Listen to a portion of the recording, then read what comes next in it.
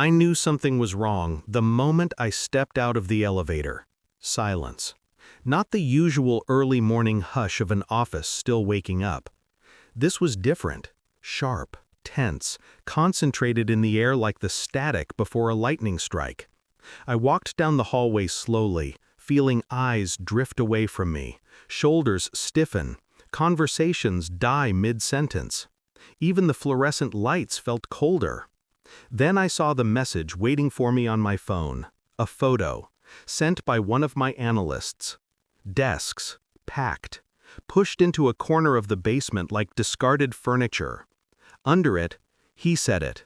It was his decision. Your wife's father told us to move. My pulse didn't spike. It didn't need to. The quiet anger inside me was older than this moment. Older than the job, the marriage, the name I had taken and regretted every day since. I kept walking. I reached the row of offices where my team used to sit, the space I fought for, negotiated for, promised them as recognition for the best quarter we'd ever had. Empty, wiped clean. And in the far corner, through the glass walls of the conference room, I saw him, my father-in-law, sitting at my desk, feet up, leaning back as he laughed with a man I didn't recognize. The so-called new star employee, the one he claimed deserved the best offices. My office, my team's offices. He glanced up for a second, smirked, waved as if I were late to my own humiliation. And in that instant, something inside me clicked. Clean, cold, precise. I should have felt outrage, but all I felt was calculation. It had been building for months. Small comments from him, indifferent smiles from my wife, sudden restrictions, new approvals, invisible red tape tied around everything I touched.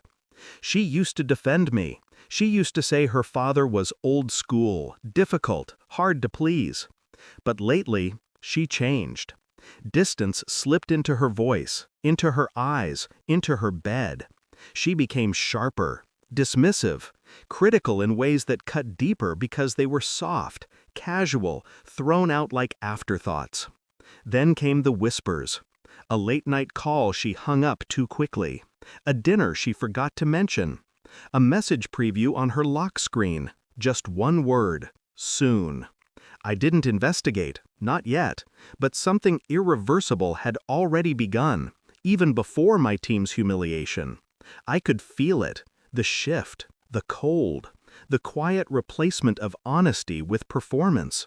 So when her father stole their workspace, when he sat in my chair with the arrogance of someone who believed he owned every piece of my life, it wasn't the act itself that broke something inside me, it was the confirmation, the final proof that they were moving pieces I hadn't even realized were on the board.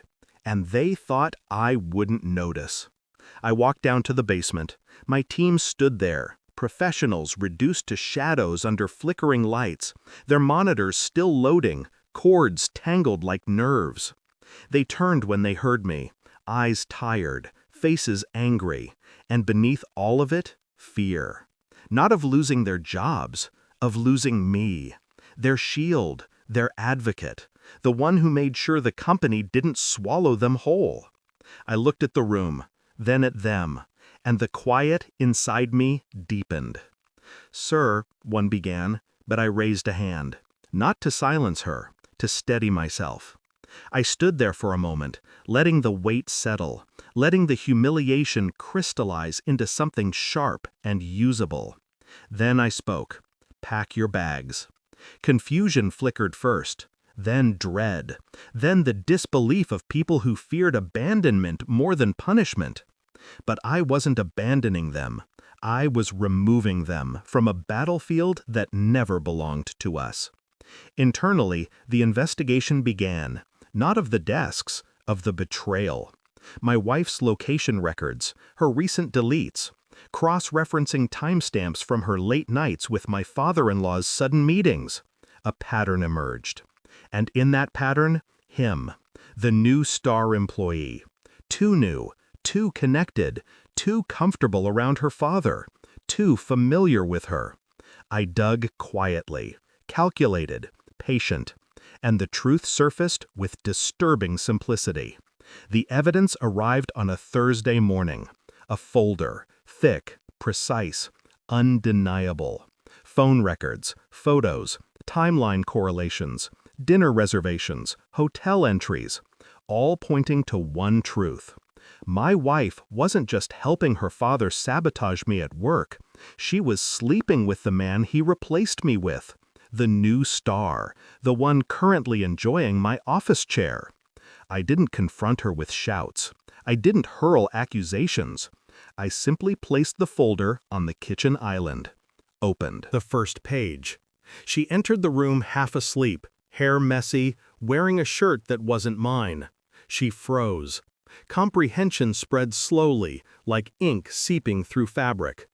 Where did you get that?" I didn't answer. I didn't need to. She flipped pages with trembling hands, her world collapsing silently, page by page.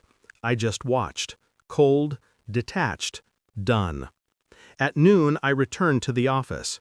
Her father was holding a meeting in my office again. I waited by the glass wall until he noticed me.